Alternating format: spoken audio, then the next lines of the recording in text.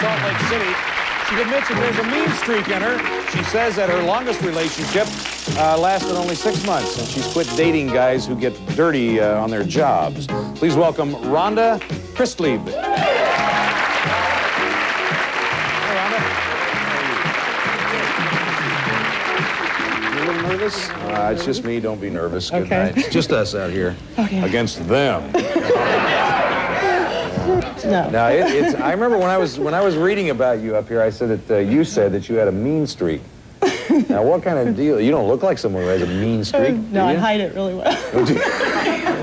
Got that baby camouflage, but Yeah, I hide it really well. Tell me about it. Well, one time I was driving home from work and I'm on the 405, which is a really packed freeway. Yeah, I drive it many times. At rush hour, and this guy kept tailgating me, and he kept coming up on me, and I have a little teeny car, and it was kind of scaring me. And he did it 3 times, he did it 4 times, and the 4th time I said, no way, this ain't gonna happen. So I put my car in neutral and put the park brake on and got out and started yelling at him.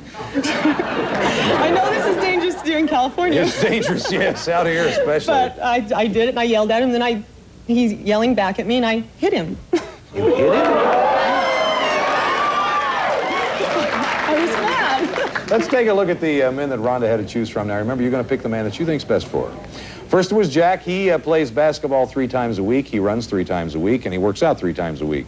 He's looking for a woman who's feisty, blonde, and over 5 feet 6 inches tall. Here's how Jack feels about dating in general. I live with the attitude that if I'm going to go out on a date, I'm going to have fun.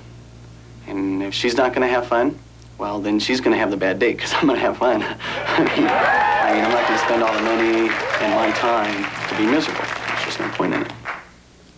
All right, next there's Lindsay. He collects baseball cards. He also plays in a semi-pro baseball league.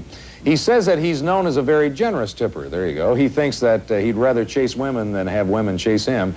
And we asked Lindsay to tell us about the last woman he dated. I'm not going to ask her out again.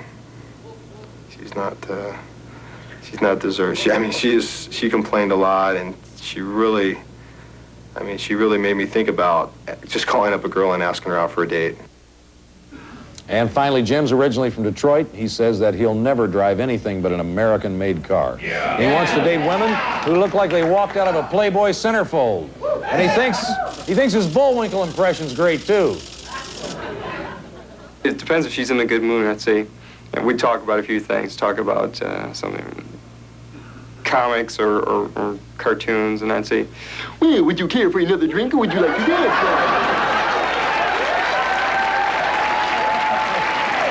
Pretty good. Pretty good. All right, those are the 3 men that Rhonda had to choose from. You make your choice now. Who do you think would be best? They love Bullwinkle, I can tell. I think Bullwinkle might have done this. We're going to take a break. When we come back, we'll meet the man that Rhonda selected, hear everything that happened on their date. We'll do it in 2 minutes, 2 seconds. Be right back.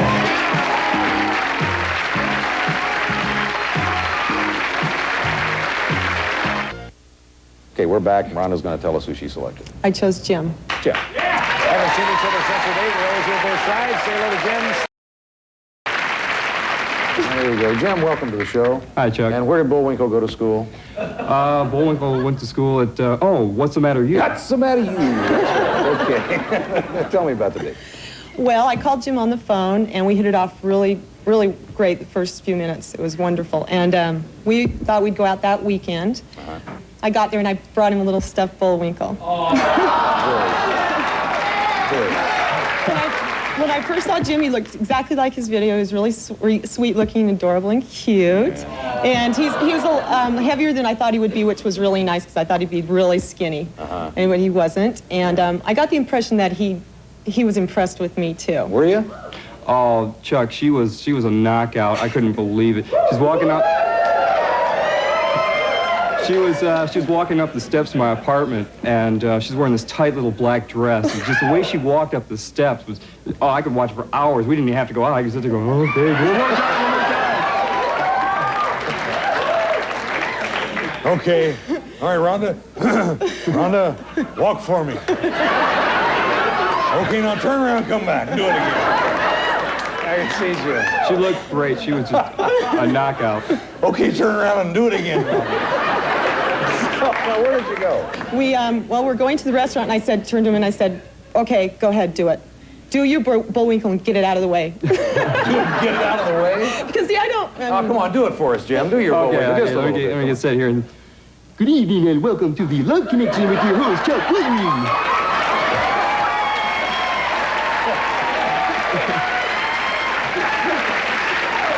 So now what happened? So we go to the restaurant, we're waiting to be seated, and he turns to me and does his little impersonation of Fernando. Fernando, And you look marvelous, darling. Oh, she did, absolutely. She looked marvelous. I tell you one thing, she looked great. I like the way she looked.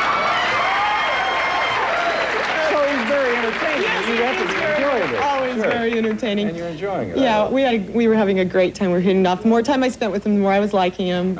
And we had dinner. Right. Then we went down to the pier. We were walking down to the pier, and I had my hands in my pockets because it was kind of chilly out. And he turns to me, he goes, "What do you have in your hand?" I go, "Nothing." And he goes, "What do you have in your hand?" I go, "Nothing, see?" And he goes, "Do now."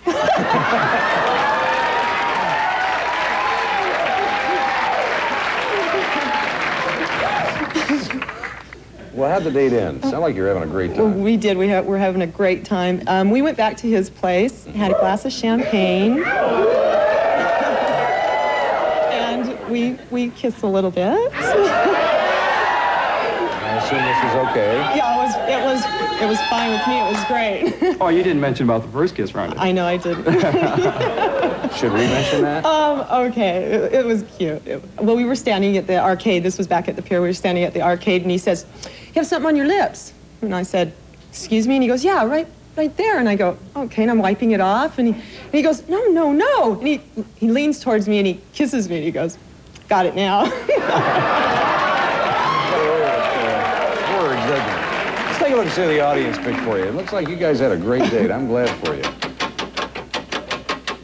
They love Jim. 75%. Want to ride with him again? We'll pay. Is that okay with you, Jim? Fine with me. Yeah, come on out.